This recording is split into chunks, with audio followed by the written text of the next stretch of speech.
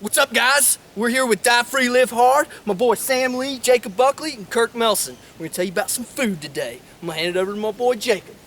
Alright guys, like you said, my name is Jacob. What I'm going to do is I'm going to give you about a 1-minute rundown of what I believe the king of the eastern woodlands, the pine tree, okay?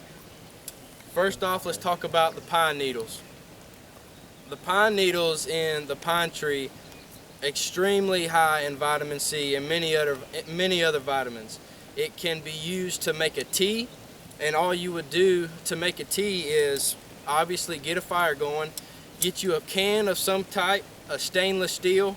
What you want to do is bring that water to a boil, pull it off the fire, break up the pine needles as much as you can, and put it in about 8 to 10 ounces of water and let it steep for about 15 minutes. And what that's going to do is going to release all the nutritional oils that's inside of these pine needles. 8 ounces of pine needles has 6 times the vitamin C that any lemon has. So that's good to know. Next, what I'm going to talk to you about is the pine cone. Inside the pine cone are little pine nuts. They're high in protein, high in nutrients, also high in vitamins. Good little snack for you to munch on while you're sitting around the campfire. Also great for a signal fire. If you want to put off a lot of smoke, the heavy resins that's in the pine cone are great for those types of things. Next, what I want to talk to you about real quick is pine pitch, also known and called as pitch glue. What you would do is you would take a handful of fresh pine sap, heat it and melt it over a hot surface, and what you would do is however much pine sap you put on that surface, take just as much ashes from the fire, crunch them up as best you can and mix it, and it'll harden to a glue. The way you use this, just heat it back up over a hot surface, apply as needed to whatever you want to make. The Indians use this to make the arrows and the feathers stick. You know, when they were to make spears, patch holes. Very good watertight sealant, so just something good to know. And also, if you get an open wound or a cut, the pine sap is a great antiseptic and a good cleanser. Thank you guys. Now I'm going to turn it over to my buddy Sam Lee. He's going to talk to you about onions. Hey, like you said, my name is Sam Lee. I will be talking to you today about wild onions. You can find these most anywhere in a green area or green spot that you can find. The most important part about finding green onions is that they have this long tubular stem, and so that's kind of how you can identify them. They're very high in nutrition as well as vitamins. The Indians used to use them as a good antiseptic.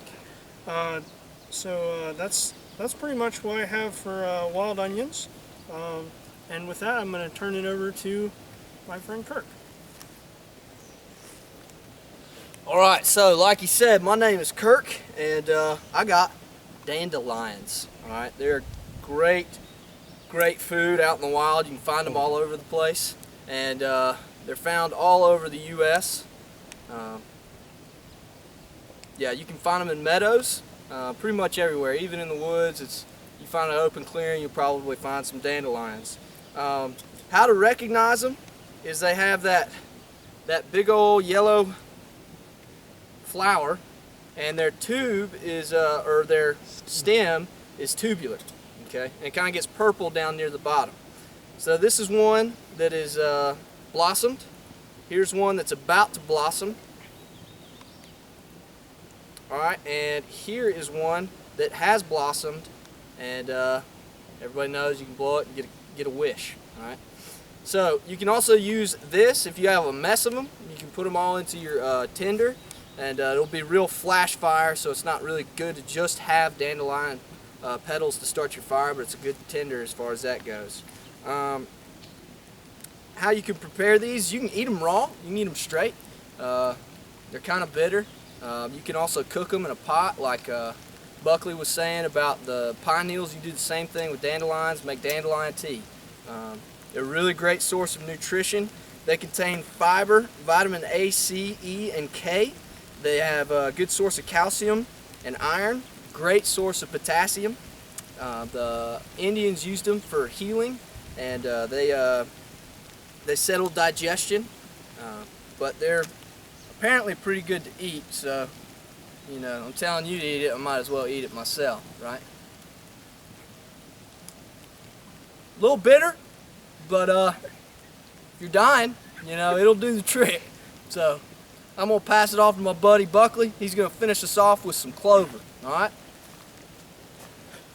Alright guys, what I'm going to finish up here with is the plant that everybody should know around the country, and that is clover. Many different types of clover. Let's see if Caleb can get a good close-up. They have 3 petals. Sometimes you'll come across one that has 4. And this, in my opinion, is the most powerful plant, especially in our country. Grows everywhere in the South, in green fields, meadows. If you can't find this plant, you're not looking in the right spot. Okay, this plant right here contains a lot of vitamin C, A, D, anything you can think of. This plant has. If you're a hunter and you love to deer hunt, which I do, the deer's favorite food is clover. Why? Because it's high in protein. Okay, same thing goes for us. You can make a tea, an herbal tea with this. It'll help with diarrhea. If you're having trouble with diarrhea, this puts a protective seal inside of your intestines, and it'll help you over the course of about 6 hours.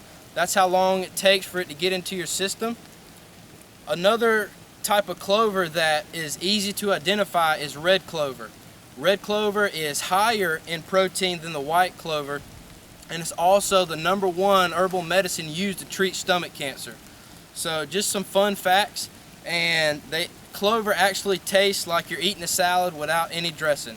So I'm going to eat some for you to show that it is edible, and it tastes pretty doggone good to me. Good stuff. Thank you.